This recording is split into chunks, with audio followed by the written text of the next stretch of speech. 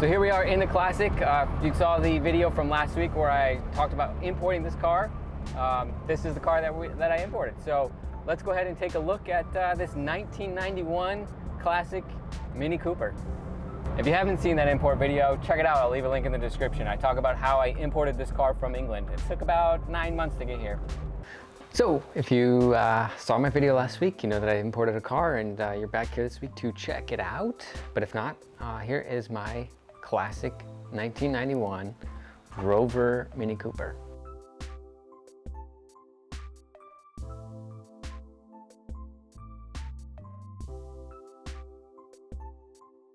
So I'm not going to go into opinions or my thoughts on the car. I'm just going to show you the details of the car, and I'll have a future video where I'm going to give it a full review and give you my thoughts and opinions. But for now, let's take a look at the outside and inside of this car.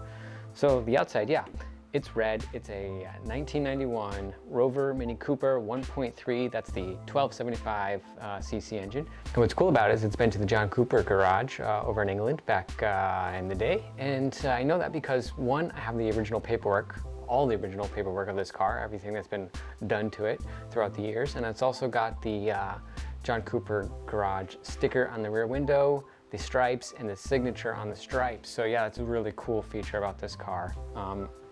The stripes right there. I mean, as you can see, it's red with a white roof, white mirrors. It's got the mirrors on the doors, which I was looking for. I didn't want the mirrors on the fenders, so yeah, that's really cool. It's got the Mini Cooper badge on the front. That's something that I really wanted to make sure it had, and so this one does, so that's really cool that I found that. It's also got this pinstripe decal down the side along with the Classic wreath logo, which is super cool. I've always been a fan of that, so I'm glad it has it. In terms of upgrades to the car, modifications, anything like that, I'm not going to do anything too crazy. I'm going to keep it as stock as I can, but I am going to change the headlights to be LED lights. I got the existing housing, so the aesthetics is the same, but I got the LED bulb so that it's a little bit brighter, because as you may have heard, having these headlights, stock headlights, is like having candles at the front of the car, and it's really true. It's hard to see at night. So we're gonna do that, and we're gonna do probably 4 rally lights across the bumper, and that's it. Otherwise, I'm gonna leave it as is. It's got the wide fenders, the mini light wheels, which are super cool. The tires, I think, will be swapped out next year because they got a little bit of dry rot on them. They still got a decent amount of tread, but the dry rot I want to get rid of and swap them out. So yeah, overall though, at the outside of this car, it's not perfect, but it is in really good condition. I'm not going to really need to do anything to it for the next few years, besides just make sure I take good care of it, keep it clean, and things like that. So there are a few spots on it, but otherwise I think it's a great deal. It's a sharp looking car. I really love the sporty look of it. And yeah, I'm really pleased with the find. So now let's pop inside, take a look at the interior. So here's the inside. It's really kind of simple, which I like a lot. And I'm hoping that the next 4th generation Mini is also kind of goes back to these roots of being really simple. It's got black seats for the interior and a red carpeted floor. Really cool, really clean. That's what I really wanted, was a black seats. I've seen some with tan. Didn't want that, I wanted black. And the red carpet to match the red of the car looks great. It's, as you can see, the interior, just like the exterior, is in great condition. In terms of features in the car, we do have a radio, which is not period specific, but which is a little bit of a bummer, but that's okay because it does have Bluetooth, which makes up for that, so that I can use my phone to play music or answer calls while driving. Here are the switches in the center, kind of like the modern Minis with the toggle switches in the center. So you got, lights, hazards, fog lights, defroster, heater, things like that, all in the center. Pretty cool. Now, this being a 91 has the gauge pod over in front of the steering wheel instead of in the center like the more classic ones do. I'm sure I could switch that out if I wanted to, but I'm going to leave it, like I said, I'm going to leave it as is as much as possible. For the gauge cluster, we do have a speedometer, and it's this car has 75,000, soon to be 76,000 miles on it. We've got the gas gauge, the engine temp, and the tachometer. So that's what you get in the gauge pod of this 91. One really cool feature about this is the horn is actually on the blinker stalk instead of in the center of the steering wheel. I really like that a lot. It's got a really appropriate sounding horn too for the size of the car.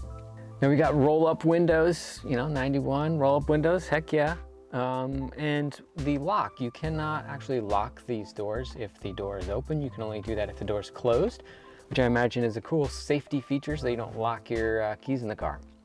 Now it is a manual, of course, and it's a 4-speed, and I'm learning to get better at finding those gears with my left hand because I'm right-handed. So I'm doing pretty good so far though. And as you can see, it's got the back seats back here, plenty of space. When you get in it, it's really crazy how much space there actually is. It doesn't look like there's gonna be a lot, but yeah, when you get inside, most people comment, and I feel the same way. It seems bigger inside when you get in there. So yeah, this is the interior. You know, it's not show car perfect, but it is really good.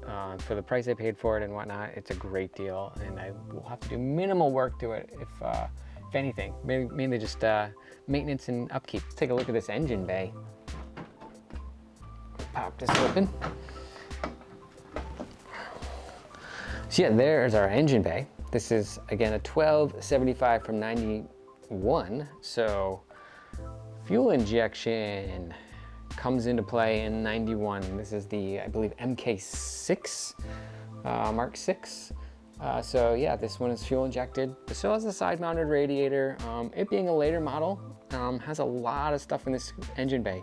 Seems a little more crammed than the older 60s and 70s minis that you may have seen before. But yeah, this is what the engine bay of this 91 looks like. Not too bad. So yeah, it's a, like I said, 1991 classic Rover Mini Cooper, and it's such a blast to drive, but more details on that in a review video coming in the future. Again, if you haven't seen the import video, go check that out. I'll leave a link in the description. But for this one, yeah, I hope you liked it. Give it a thumbs up if you did. Leave any questions or comments you have down below, and when you see other minis out there, don't forget to wave. I'll catch you in the next one.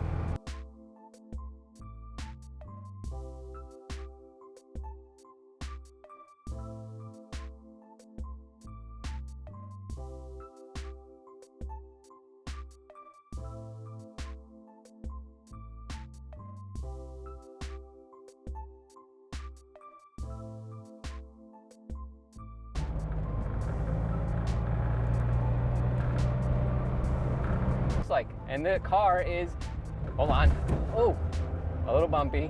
One more, there we go.